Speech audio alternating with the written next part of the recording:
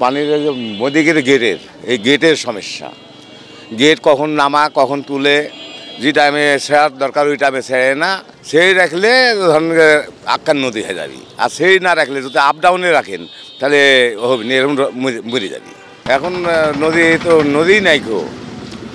আগে নদী খুব ভালো নদী ছিল, স্টিমার চলতো, জাহাজ চলতো, স্টিমার মানে মাল ধরে আসতো। এখন তো কোনো নাই, মরে গেছে নদী, নদীতে আর কিছু নাই কই। এই রেগুলেটর করার কারণে নদীর পানি প্রবাহ আরও কমে গেছে এবং এরকম আরও রেগুলেটর এদিক হয়েছে, হওয়ার কারণে পানির প্রবাহটা একবারে কমে গেছে। পানি বাধা পড়ে গেছে, বাধা পড়লে পানি আর যায় না। রেগুলেটর ভাঙেও না, ব্রিজও করে না, সার্কিটের কোনো সমস্যার সমাধান হয় না। এই অঞ্চলে আপনার পানি শূন্যতা হয়ে গেছে, লেয়ার নাই। বর্ষাকালে যেটুকু পানি থাকে সেটুকু লেয়ার কত আর উঠবে, কিন্তু অন্য সময় যে পানিটা থাকবে সেই পানিতে লেয়ার তো নাই। লেয়ার না থাকলে ফসল ফল করতেছে না, জমিতে ফসল পানি নাই, পানি শূন্য, মানুষের বাড়ি ঘরে টিউবওয়েল থেকে পানি উঠতেছে না। আমাদের চাওয়া কি নদীর নাব্যতা ফিরে আনতে হবে। নদীর নাব্যতা ফিরাতে হলে নদী খনন করতে হবে, পদ্মা খনন করতে হবে। পদ্মার পানি নাই, পদ্মার চর পেড়ে গেছে, বালু আছে মনার মুখে ওই লেগে পদ্মার বড়ালে পানি আসে না। আর এই যে সুইচ গেট, এই সুইচ গেটের লেগে ওই পাশেও শুকায় গেছে, চর পেড়ে উঁচা হয়ে গেছে, ওই পাশেও পানি নেই, বড়ালেও পানি নাই, সুইচ গেটের লেগে ওই পাশেও পানি নেই। মাছ নাই, কতজন মাছ মেরে খায়, মাছ পাইছে না, মাছই তো নেই নদীতে। পানি না থাকলে মাছ করতে হবে, পানির লেগে চাষাবাদ হয় না। আগে মানুষ ধান লাগাতো, ধান হতো। এই যে নদী আছে এখানে পানি এতটাই অল্প যে পানির যে লেয়ার, টিউবওয়েলের লেয়ার, সেটা আমাদের টিউবওয়েলে এখন পানি পাওয়া যায় না, খুবই কষ্ট হয় এই সময়ে।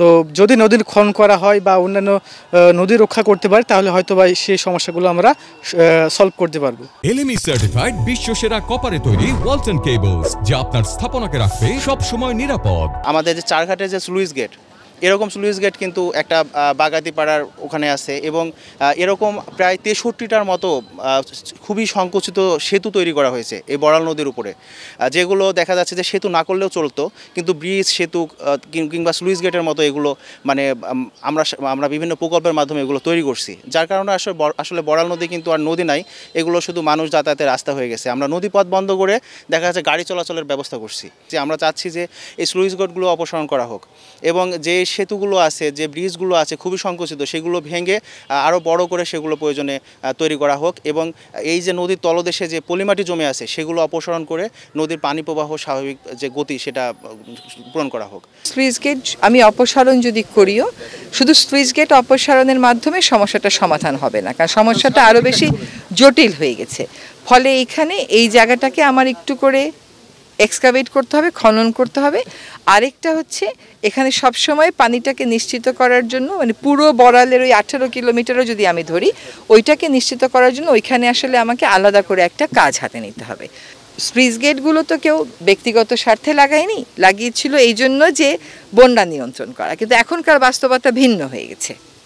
আমার আগে নদী বাঁচবে, তারপরে আমি অন্যান্য কথাগুলো বলবো। তো এখন আমি যেটা বুঝেছি সেটা হচ্ছে যে পানি উন্নয়ন বোর্ডকে তাদের থেকে আমি একটা সম্পূর্ণ কর্মপরিকল্পনা চাইব যে এই চারঘাটের স্লুইস গেটটা সরিয়ে কতটুকুন জায়গা আমার খনন করতে হবে, আর নিচের দিকে আটঘরিয়ার ওই দিক থেকে আমার 18 কিলোমিটার যেটুকুন ভরাট হয়ে গেছে ওইটুকুন খননের সহজ উপায় কী।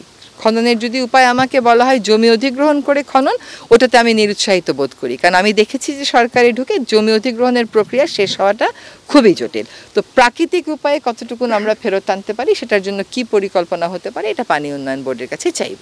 আমি আগেও স্লুইস গেট উঠিয়ে দেওয়ার পক্ষে ছিলাম, এখনও পক্ষে। আমি মনে করি না যে চারঘাটের স্লুইস গেট এখন আর রাখার কোনো যৌক্তিকতা আছে বলে, কিন্তু আপনি শুধু স্লুইস গেটটা তুলে দিলেন, নদীটা খনন করলেন না, তখন কিন্তু আপনি কোনো সুফল পাবেন না। ফলে দুইটাকে একসাথে কম্বাইন করে আমরা কাজে হাত দেব।